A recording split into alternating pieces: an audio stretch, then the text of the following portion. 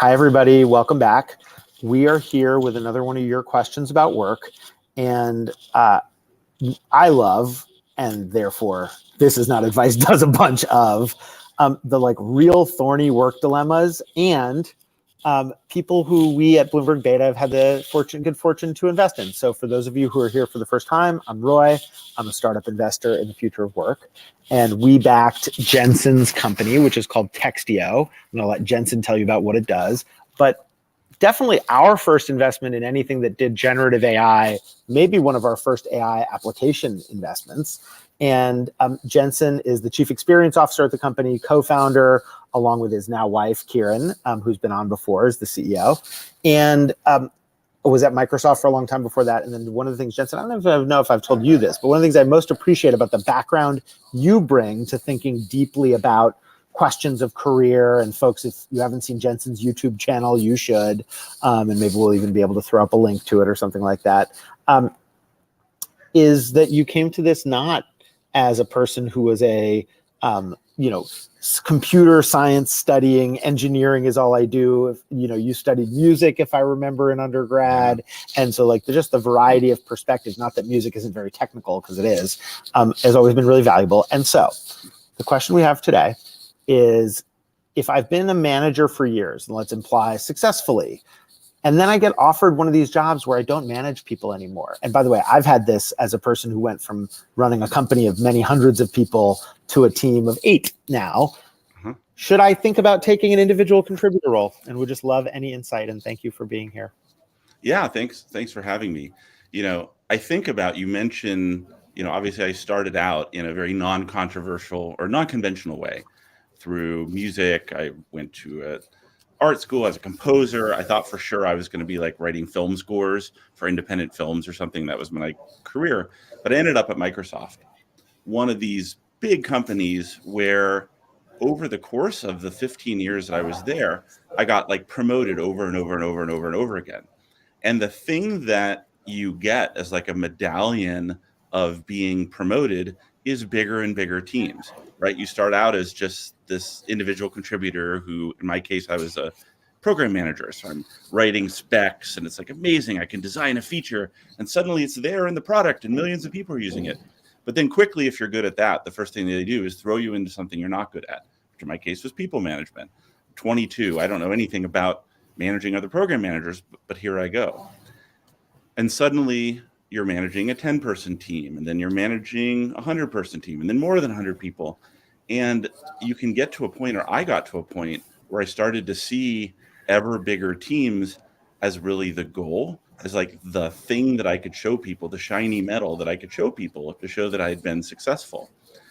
And I went from that directly into leaving Microsoft to found Textio, where we met you a few months later, where we had no one. I wrote the code for the product, like from line 1 from scratch. I didn't have a team of designers working for me, so I had to design how the thing looked and the logo and put up the web page and learn all these technologies I didn't know. And it was like this almost like car crash moment of like going from having all these people who could do, basically anything we could dream, having literally hundreds or thousands of devs who could just take any idea and make it happen, to, if I don't type it into the computer, it's literally not happening. And so that was like my first. And I remember even those early demos. Yeah. Sorry, keep going. Well, just like that first sense of like, here I am, I'm like deep in the ocean and like the waves are crashing over me. I'm typing in all this stuff and I'm loving it. Like I'm learning so much and I love the control. I love the feeling of like being able to, if something bothers me, I'll move it over. If I don't like the way something works, I can fix it without having to talk to anyone about fixing it. But also feeling that like that ego thing of, but am I as important as I was when I was leading the huge team at Microsoft? Like, from the ego part of me wanted to be like, wow, is this really a step back? Even though how it's feeling viscerally for me in the moment is a huge step forward. And so, you had arguably the ego compensation of, you're then the co-founder of a company. And everybody knows a startup, like obviously you're not going to have a big team at day zero. And so I guess I'm curious in that if you had been offered, here, let me ask it this way, which is in the context of still sitting at Microsoft or at another company, if you had been offered after accumulating all this team as a sign of success, but also a resource for getting things done. I mean, let's not, it's not like the team doesn't add value there. Totally. Although aside, I agree with you. A lot of people try to accumulate heads for the purpose of career advancement. So let me overhire a bunch of people so I can tell my boss I'm important because I have more people beneath me, which is where the individual principal agent problem of the individual in the company and the company's goals conflict. But what might have been, if any, an individual contributor role within the context, like keeping everything else the same, staying at Microsoft, that would have been, if any, a career step forward for you relative to just continuing to manage more people? How would you have thought about that? Yeah, well, I think with the vision that I have now, having done this actually a couple times in my startup career now, because I recently got rid of my team again and went back to an IC role, I can see how I might have been even more successful because the parts of my job that I loved even then were about the creation, about the ideation, about the perfection of the craft of what we were doing. The parts I didn't like of my job was that every Tuesday I came in and had one-on-one straight from 9 a.m. until 6 p.m. And I used to loathe those days of just back to back, just talking to people one-on-one. And I was good at it. I can give you great management advice. I can make you feel excited. I can make you feel on path to your next promotion. But you just didn't like it. Well, it's just a skill, right? It's like an overly valued skill in the corporate world is you're a great people manager, but it's just one small part of the wedge. It's not the thing that defines your career or the thing that defines your success or your impact. Isn't how many people can you manage. It's an important part of being an executive, but it's not the only thing. There's creating and ideating and collaborating. Well, so then what does? Yeah, please.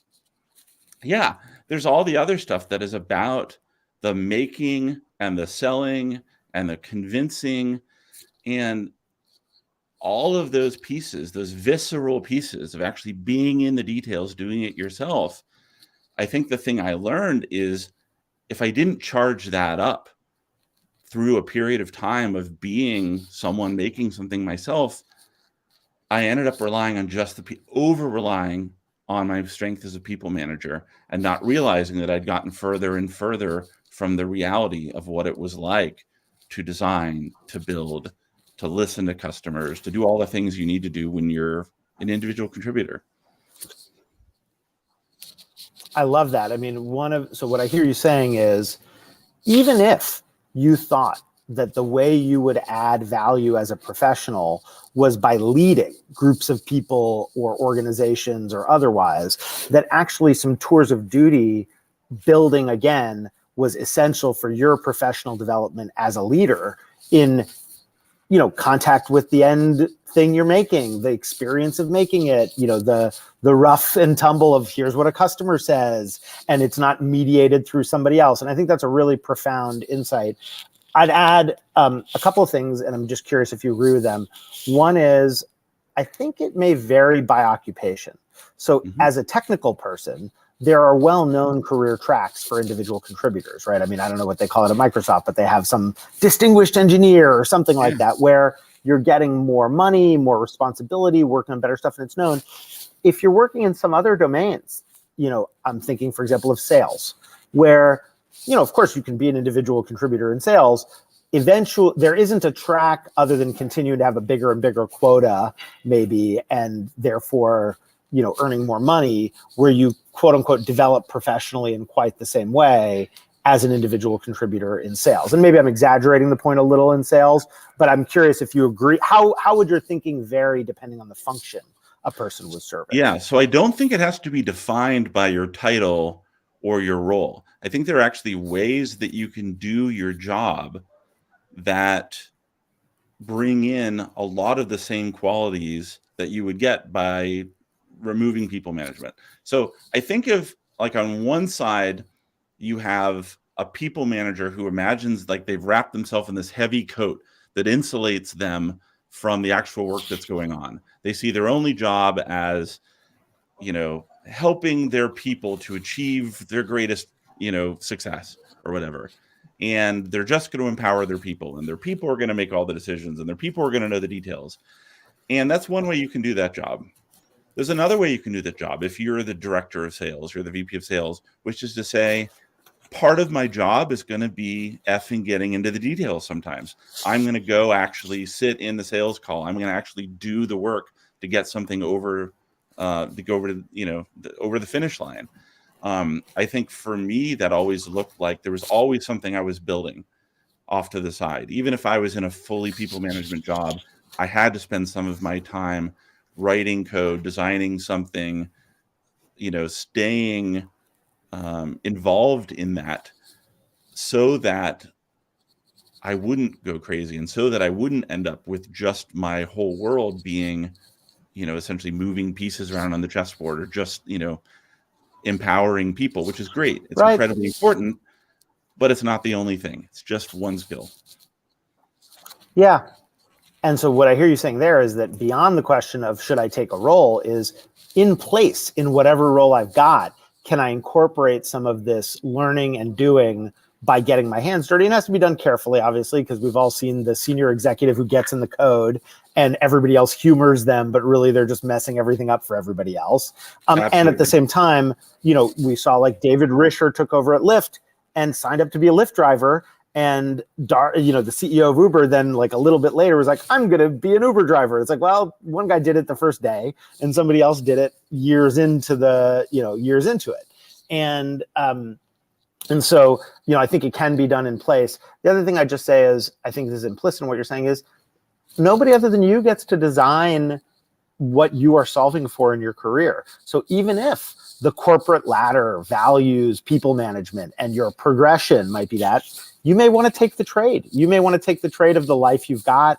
You may want to take the trade of the kinds of problems you've solved, doing individual contributor work. And so just coming back to what it is you're solving for, I think is an important, personal yardstick to have at all times. And, you also said, you sort of talked about taking on the individual contributor like responsibilities. I'll also just say, I've seen plenty of examples of people shedding managerial responsibilities in the context of their role. Oh, I thought I had to lead the team meeting. Actually, it turns out one of the individual contributors on my team can lead the team meeting. Oh, I thought I had to do one-on-ones. Maybe I don't need to do one-on-ones. I remember, when I had a boss who was the CEO of the then company, I remember the day he canceled all his one-on-ones and I was like, thank God. And it's not like the company performed much worse as a result of that. And I'm not to say one-on-ones are bad, but just to say all of these things are choices that you can make either in the context of your role or more broadly. Yeah. So I certainly would not recommend, like you said, like the randomization piece of like the, VP of engineering who goes through and, heroically rewrites a bunch of code that the devs are then rolling their eyes and like, this is crappy code that we have to, back out, or like, I've been there. I've experienced that where I've gone in back and done while something. Pretending it's good because this is our boss's boss's boss. Yeah. Luckily I've been mostly with people who haven't pretended it's been good. And so that's been like a painful thing for me to learn. But I think to your point, there's something really powerful about this notion, especially as we become further into our careers, that we can actually take a front seat in determining the content of our job. And I think in a lot of situations, whether you're at a big company, whether you're at a startup, people have a lot more ability to define their work and define their job than they think they do. And so your ability to look at what you're doing on a day-to-day basis and say, I actually think I should be doing something else, or it would be fun for me to do this other thing, or it would be useful for me to do this other thing. There's often a lot more freedom there than people assume there is, and a lot more ability. I love that. To like take it by the reins and say, what do I want this job to be? Who's going to push back on it? I love that. And I think one of the aspects of that is, of course, self-education. So I'm going to throw in a link if folks want to check out your YouTube channel where they can educate themselves and see a lot of your content around technical management, product management, products, etc. There's just a wide range of wisdom there, and I really appreciate that. And I think if Kieran were here, one of the things I hear her saying in my head is, here we are. It's easy for us to say, two guys who went to good schools, middle-aged white men in America kind of thing. And it may vary depending on the experience of an individual, that sometimes, others in an organization may be skeptical about things and you may have to prove things to them. And, obviously we only can relate to people from our experience, which is to say why we call this is not advice, because neither Jensen nor I knows what you, who may be watching this, should do in your life. We can share what's worked for us and the general principles, but otherwise you have to decide for yourself. Any parting thoughts, Jensen, before we say bye? No, I really think, you're absolutely right about, people are going to experience different situations, different cultures. But if you keep sort of at the center, this idea that as a people manager, it's just part of what you do, and don't let it become your entire identity, and keep looking for ways to augment it by growing in all of the other ways and all the other skills and all the other disciplines. I think you set yourself up for more opportunity and maybe ultimately more happiness in your job. Yeah, also important. All right. Thank you for that, Jensen. It's really, I hear the power in that and the wisdom in it. So thank you very much, and would love to do these again anytime you want, and to be continued. Appreciate it. Thanks, Roy.